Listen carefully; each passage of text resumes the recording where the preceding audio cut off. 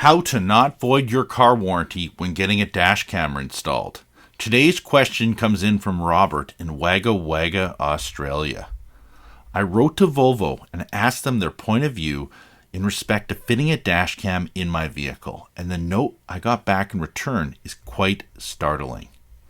That said, my city is undergoing a rapid rise in population growth, and as such, the additional traffic brings with it the ever-present risk of motor vehicle accidents. So, here is Volvo's response.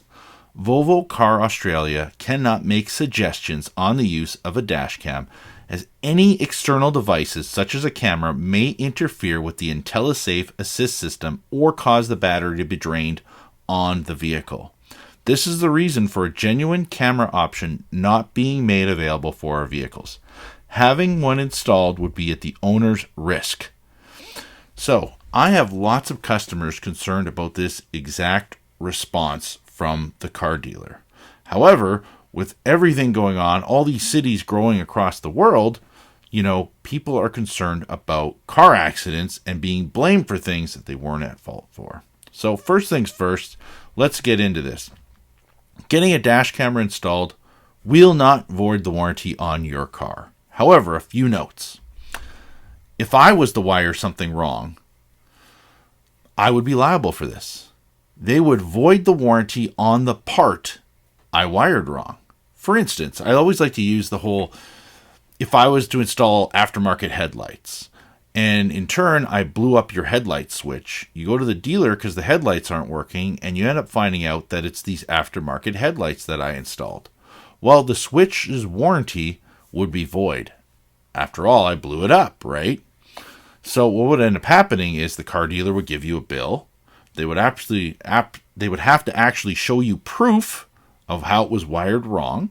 And then you would go back to the reputable place and say, hey, look, here's the information.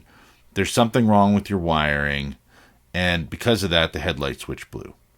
And most reputable places are going to actually take care of that bill.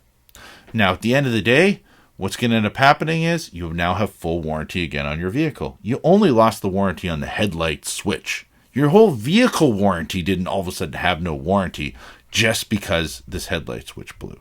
And that's kind of the misleading play on words that a lot of car dealerships can unfortunately say sometimes. So let's talk about dash cam installation.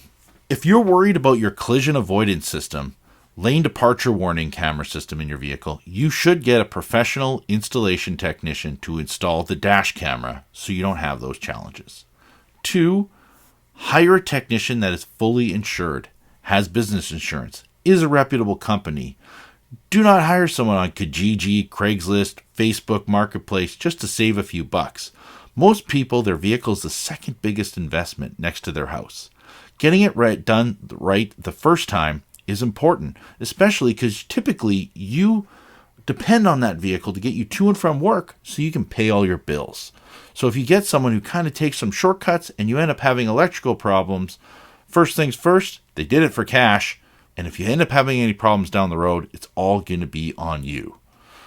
3, ask the technician if they've ever done one of these vehicles before. Do you have pictures, videos, etc., all available to actually show whether or not they have done the vehicle?